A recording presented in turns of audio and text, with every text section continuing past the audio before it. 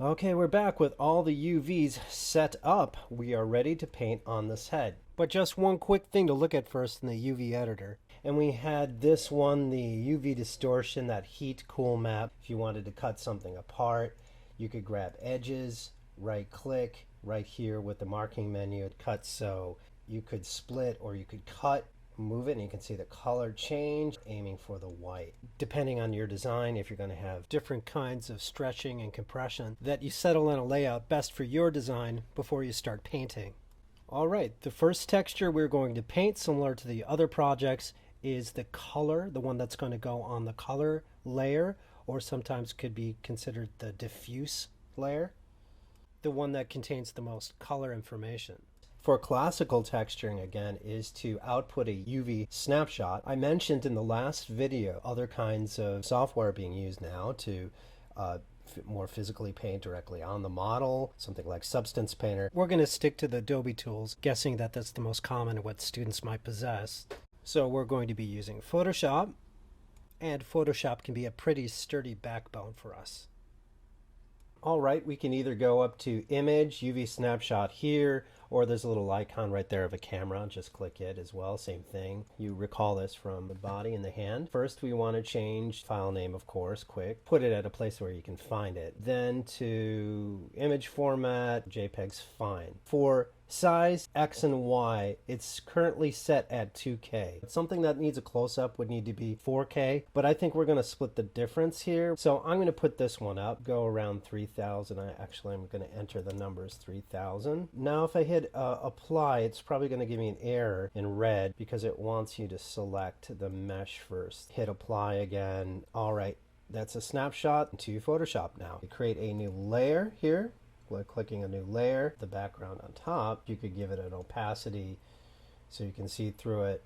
That's one way, or you could do it the other way, where you draw on the layer on top and make that transparent. All right, for the texture source, we want to go back to any resource we have. Here we have the image planes that we lined up to build the mesh for the head, but of course we don't want these lines, and we can use these. But I would suggest, if this is not original photography and you've just grabbed something that's maybe good for reference, to try to get the best and most detailed reference you can. Maybe go back to the internet and find texture that could be patched together to make your particular head. Even better is to use your own photography, but in some cases we might not have that. Or even better, use your own painted artwork. You're just hobbling together everything you can to make a painting look as good as it can. All right, so we're going to start with this. I wanted to add a mustache. Larry Bird is sort of known as having very thin lips and a very thin mustache here, so I'm going to add that as well. I'm not going to texture these eyes, right, because these eyes are already in the scene as separate objects, so I'm going to paint them out, and other features such as some of the shadows I'll paint. We're going to have natural shadows actually caused by the real lighting in the scene. Okay, I'm going to start by selecting the front face image. Just lasso select, copy. Then we're going to paste it in our snapshot file here. Put on some opacity change to 80% so we can kind of see what we're doing and line it up. Already you see that this separation right here, where it's going to major border in the center of the head, it's going to be covered by hair, so that's strategic. Follow natural lines in the chin or the laugh lines. Try to put border edges right in there where a shadow would fall. Okay, now we're going to go copy and paste the side view.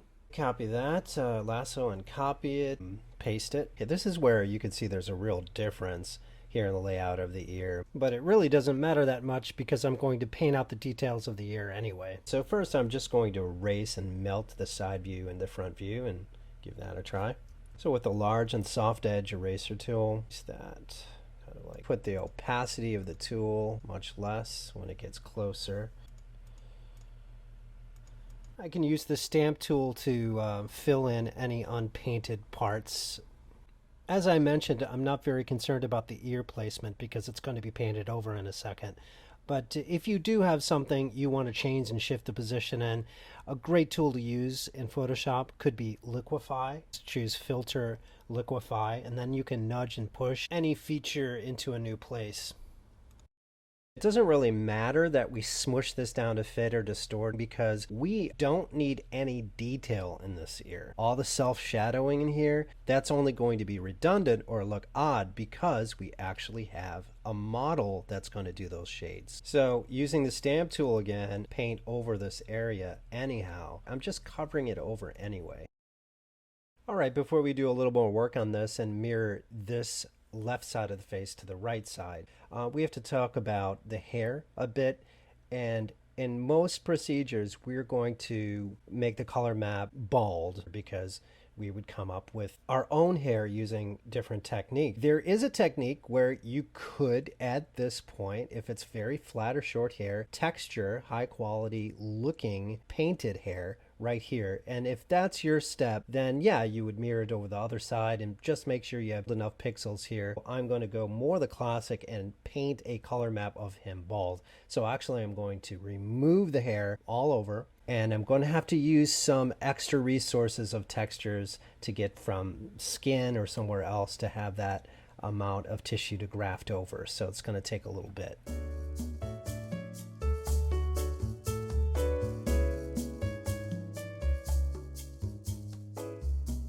Also, it's a good idea as I go to paint out some of the features, just like the ear where I don't want the crevices self-shadowing because I know the mesh is going to do that, to paint out the eyes and spend some time covering over some of these redundant ones and some artifacts that are just going to get represented well enough by the mesh and the actual lighting in the scene. What this really needs, because it's too cloudy, it's too collagey, I'm going to get more skin texture resource and use that, and I'm going to put in a little bit of texture to start with the sides of the head, so that kind of melts into another hair technology, which I'll talk about later. It's a hybrid approach of using texture and something else blended together. That's going to take a bit of time offline, so I'll work on that and bring it in. Okay, I worked on this a little bit and I grabbed some extra detailed texture of skin imperfections and hint of hair, which will work in combination with hair cards or Gen X or any technology I used. This is going to be blended in, and now it's probably a good time to copy this to the other side. Along with the face, and then continue painting on it to make sure the colors and all the evenness and its matching.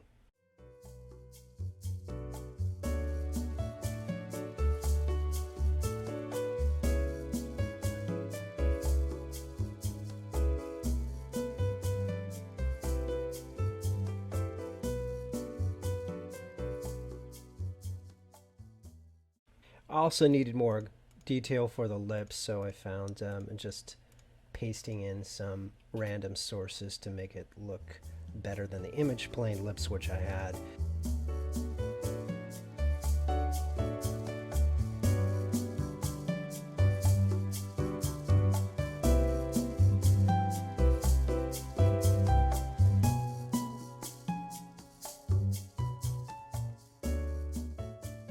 I sourced out some eye that I could use with some natural wrinkles, of course, with the eye closed and painted out. And also I have inserted here just a little indication of the eyebrow.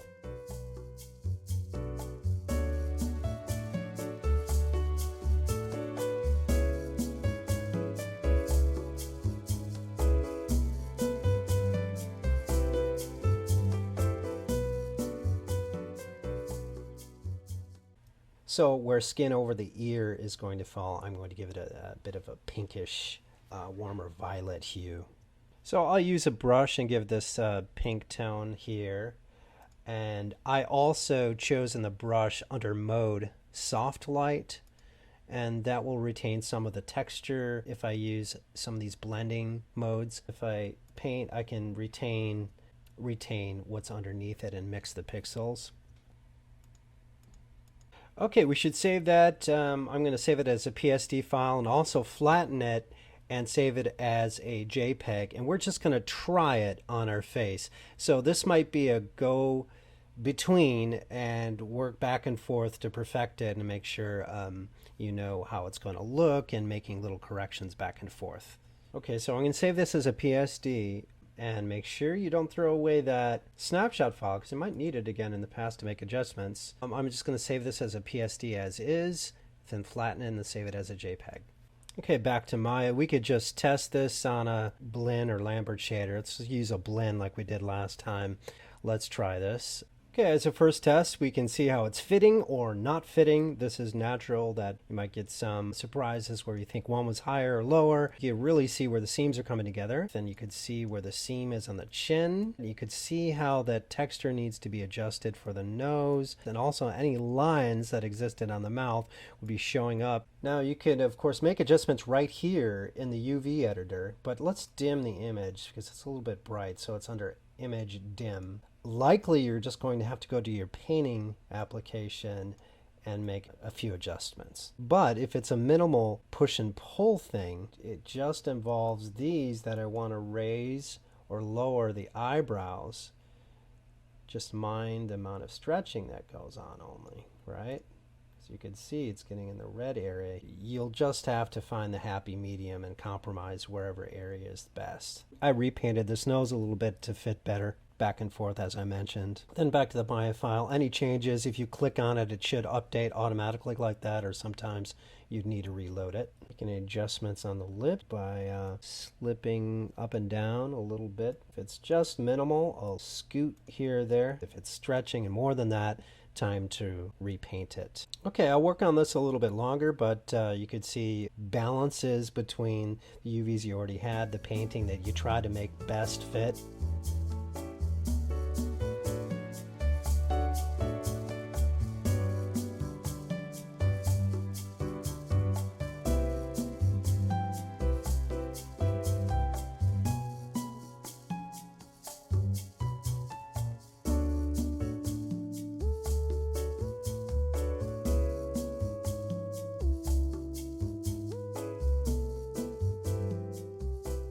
Alright, next, for the bump map. We will be talking about bump maps and different types. Here I have this color map in Photoshop. And just to review, a bump map is something that gives the illusion of a bump, but is not truly there.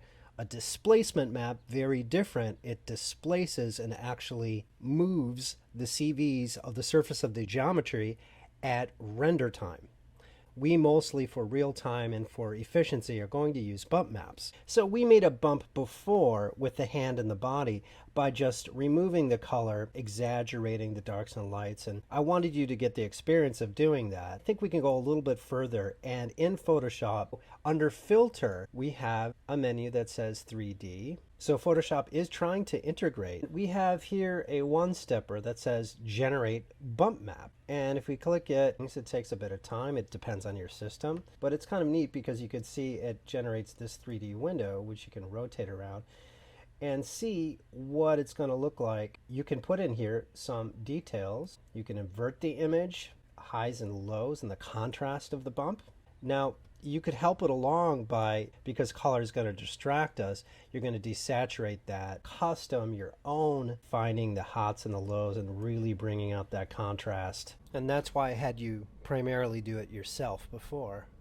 Really try to make the pores and the imperfections of the skin pronounced and bumpy as possible, so I have that to work with in Maya, and I can always take it down and purposely making it look more haggard than it really is, just so you have that ability to bring that bump up and down once you're in that node in Maya. That part is just review, and you've already done that before. But I wanted to go back and show you one other thing we hadn't learned before, and that's called normal mapping. What is normal mapping? That's something you're going to hear in the game approach to creating real-time imagery.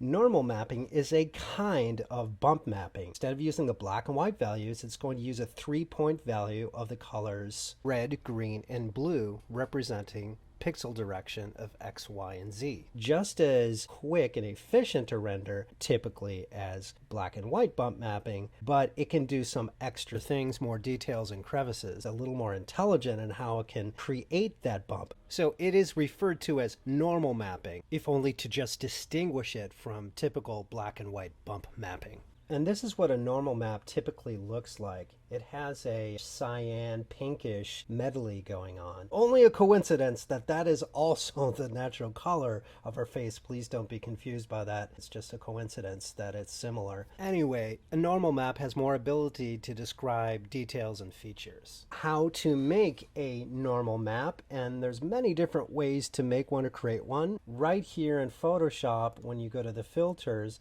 you might have seen that same place in 3D where it has this automation of generate bump map. It has one for generate normal map. First, let's go to adjustments. Before we use desaturate, I'm going to suggest here we go to in adjustments black and white. It's going to give you some ability to adjust per color what your black and whites are going to look like. So you really want to heighten the contrast so when we convert this to a normal map, it knows where to make those exaggerations.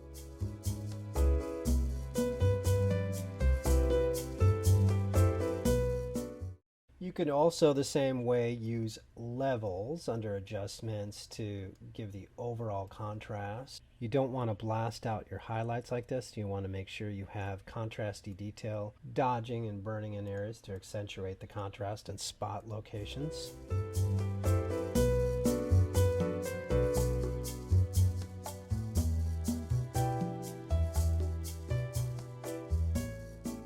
Okay, finishing those touches, that right there could serve as a bump map straight away. And actually we want to save this file because we're going to come back to it. In any case, we have to start with the black and white map in order to go to this new step of creating a normal map. So now to create the normal map, we go into 3D, but this time generate normal map.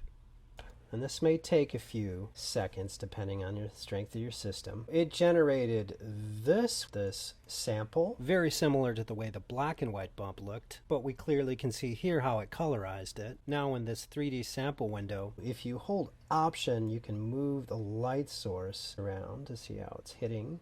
You can change the lighting presets. So I'm just sticking with the daylight lighting preset. You have in here more contrast details you can work with. You can also change the preview mode object from a sphere to a cylinder. Different shapes, donut shape, cube, or a wine bottle.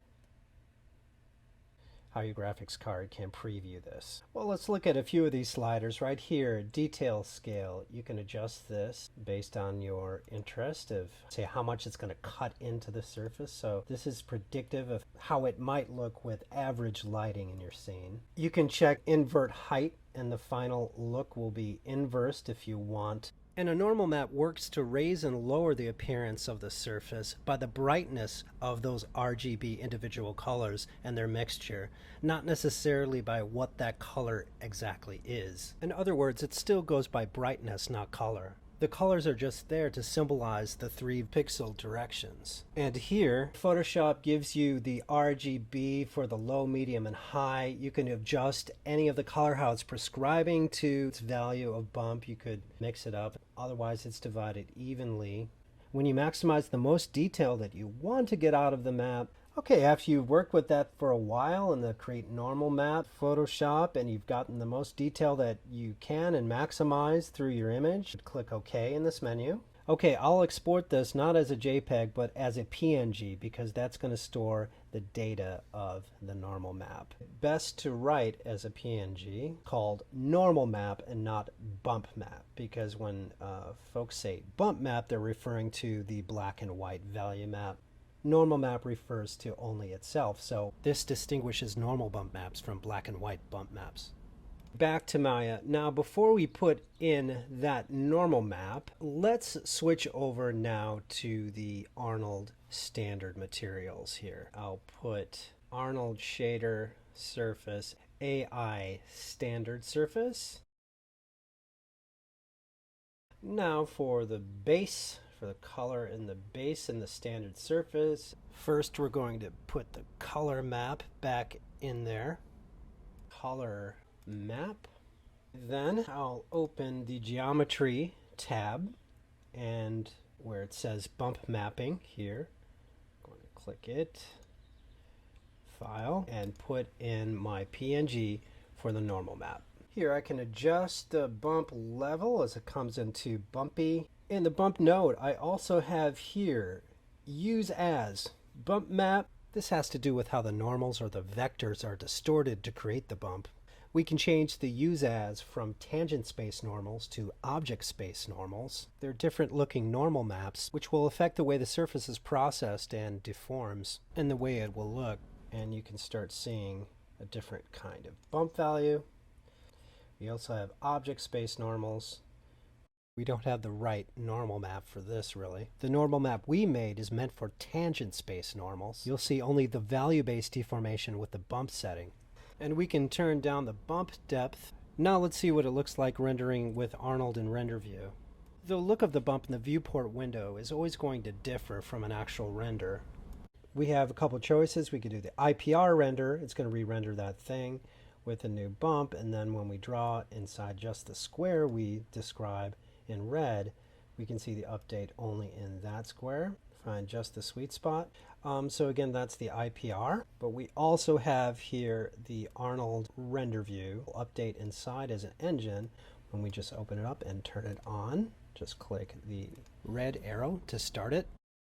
And then any little change or move, it's going to update. Now, if you don't see anything in your scene, it's totally black. It's probably because the lights are too low. In mine, I have a couple of lights set with the exposure and the Arnold tab to about 11. Now, as you're looking at the bump, get a long view and a close-up view to see how the bump looks from different distances. We're starting the bump pretty nice here, kind of close to what I want. Some kind of realism and texture, tactility to the skin. Through a close-up, it's not too strong. We could go between ramping up and changing the normal map and the contrast that feeds into the normal map and find a really nice balance. And it's for you to look all over to see if we need more bump on the eyebrows, more bump on certain areas. Next, we're going to move on to the specular map. Okay, so what we're going to do is take that bump map, not the normal map we made out of the original value bump map. We're going to take the original value black and white bump map in Photoshop. We're going to open up the bump map and take it, and this is going to be inversed. Adjustment, invert. Now we're going to paint in, you might recall this part, the shiny areas. But let's make it a bit darker first. Let's go to the adjustment and brightness contrast, or however you want to do your adjustment layers. Now we could use levels, adjustment, find areas to spike.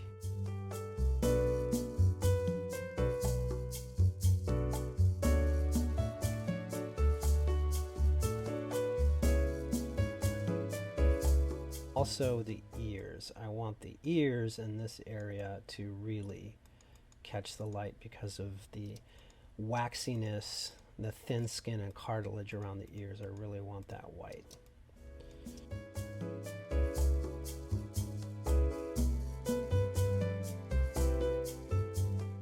Especially in the tear ducts in the corner of the eye, I'm going to make that really light so it catches the light there.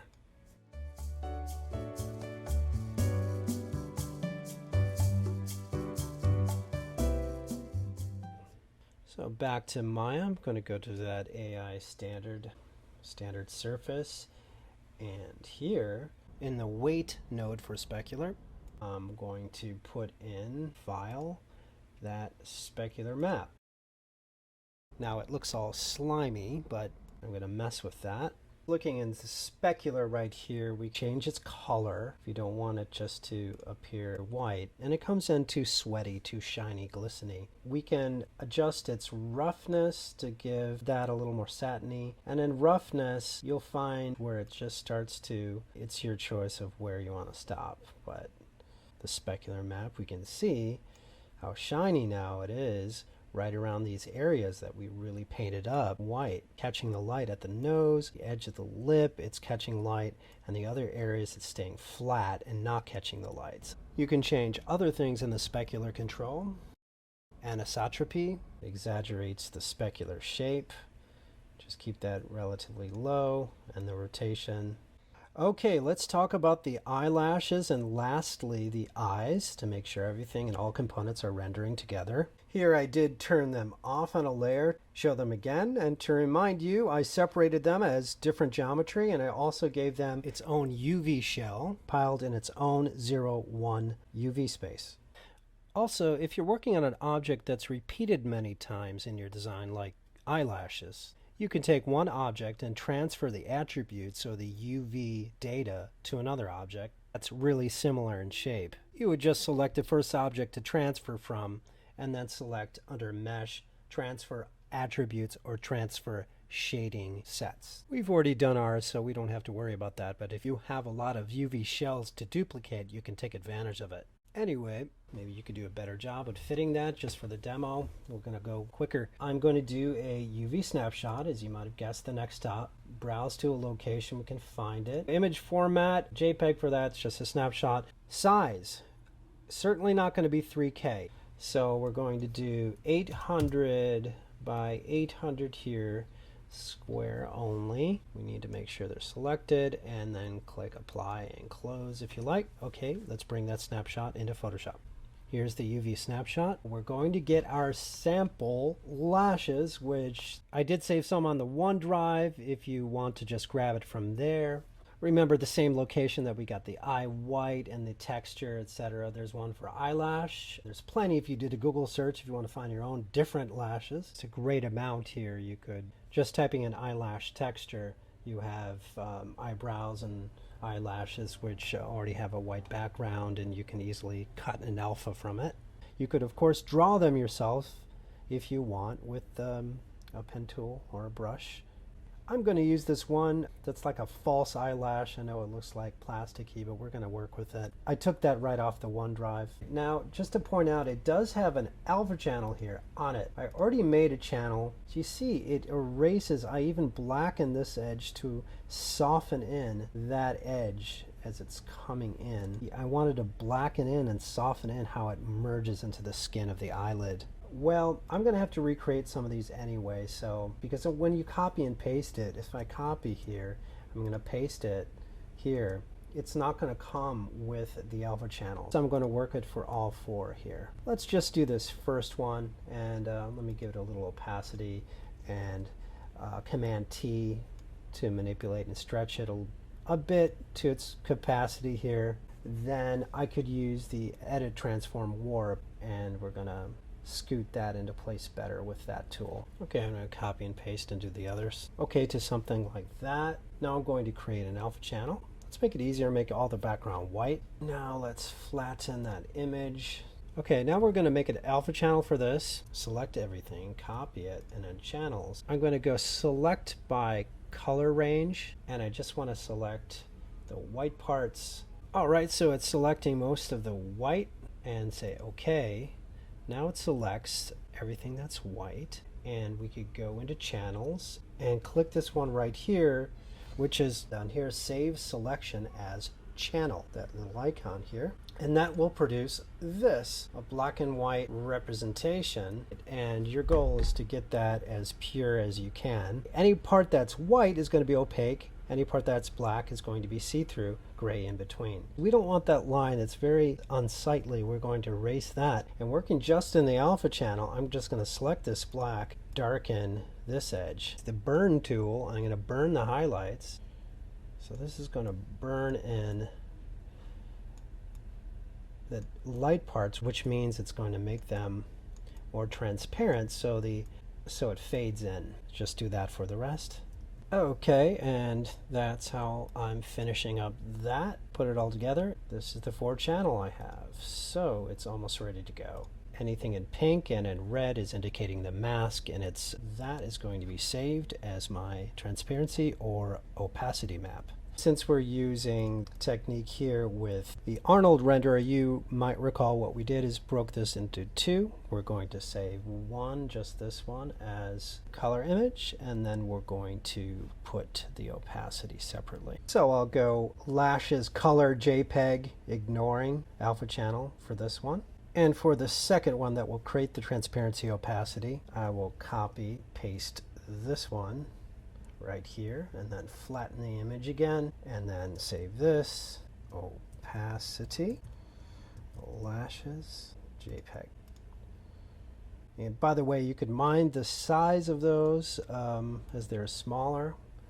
You're getting more compressed. You can have in the JPEG this size and say replace for a moment. You could put it really way down to a size that could be 124K or something like that. It's up to you. It's going to get really efficient. Okay, back to Maya and the lashes. Recall in this outliner we have polygons all combined here. You can separate that in mesh separate, and then we see each of the parts. We're going to give them the same shader. Now we're going to say the first one and right click. We're going to add a new material, and the shader is going to be a standard AI shader with a standard surface. Then we're going to go into the base and add color, and that's going to be your lash JPEG, the one you created here, lashes color JPEG. Now we're going to go down into the geometry portion, opacity, map for opacity JPEG. So it says opacity lashes JPEG. A couple other things we have to do is we're going to select it and make sure in the geometry we selected Arnold, and we click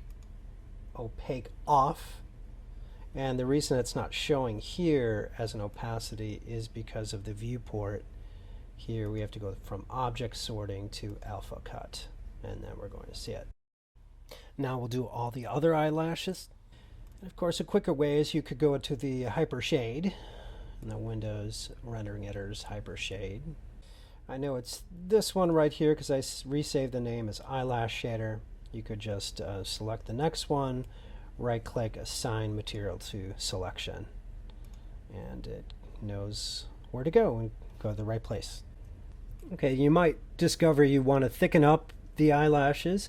A good way to simply do that is go back to the alpha channel image, which is the black and white one, and paint in more white, so more opacity. So thicken up the eyelashes if you look from afar, or maybe it's too much and you can thin it down. It's up to you how you want to do it. I think I want to thicken these up because as I look from a distance it looks a bit too spotty.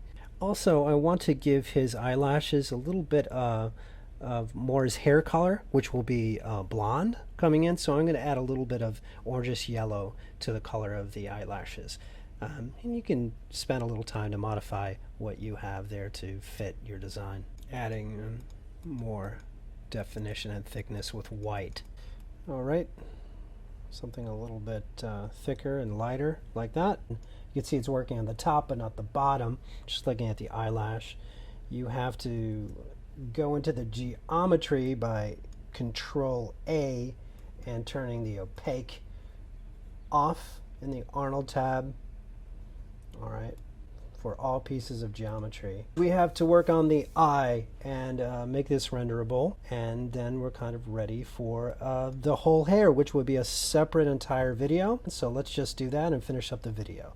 So for the eye, let's turn off the layer for the face and everything else and only look at the eye. You can see it's rendering pure black, so we have to switch over some of the materials and attributes of it for it to work. Just with the eye white and with the left eye and material attributes, here we have the type, which is an old blend type, and we can switch that over to the standard surface right here. AI standard surface. Okay, we're just going to replace the map back on it. You can see that the bump map already carried along with it. That node didn't change in the geometry, it just transferred right over. So all we have to do is place the color map back in. Let's place it on the color node and file and replace it with the eye white file. The eye white, put that back.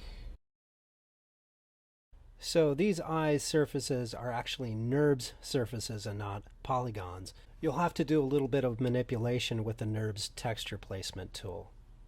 Now, since it's a NURBS surface, the texture might need repositioning. Right up here, that's in texturing under rendering, we can change the texture placement tool using the middle mouse button and dragging the red manipulator. Change up the way that is texturing over a NURBS surface. this is the way you fix it if you have in your own design something unique in NURBS that you have to convert over and make it renderable in Arnold. Now we have both eye whites finished and we have that cornea part yet to do. So for the cornea part, it's just a transparency, so that's easy enough, switching it to a transparent. Switching the old blend with the AI standard surface comes through opaque. But then we're going to change. Remember, we have to change in the geometry. Arnold, we have to make sure it to non-opaque. And then opening standard shader for the cornea, transmission, light passing, that's what it indicates. For the weight 0, we want to change that to 1. So now we see the iris all the way through. Okay, and do the same to the other cornea.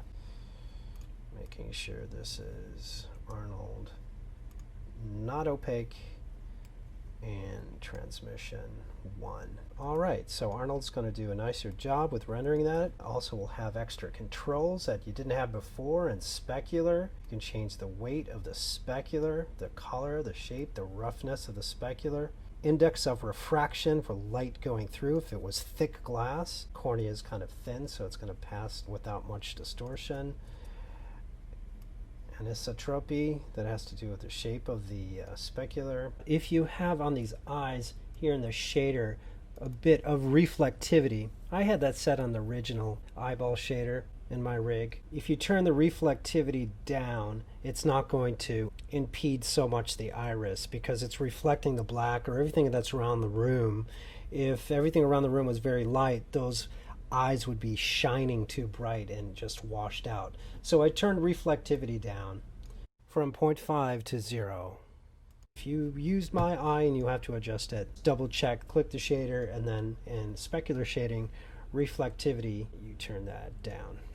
You'll be able to see through it a little better. Find a place where you would like to set it. Okay, so that's everything all together rendered. We have the eyes, the eyelashes, the face mesh with its color, diffuse. We have normal map and the specular map all together rendering. All right, so that's going to conclude this video, and next we're going to talk about hair solutions. If we wanted to add eyebrows, if you wanted to add thickness in the detail and mustache and that kind of thing, but mainly we're going to talk about hair. And that's a big subject, so we're going to leave it for a longer video.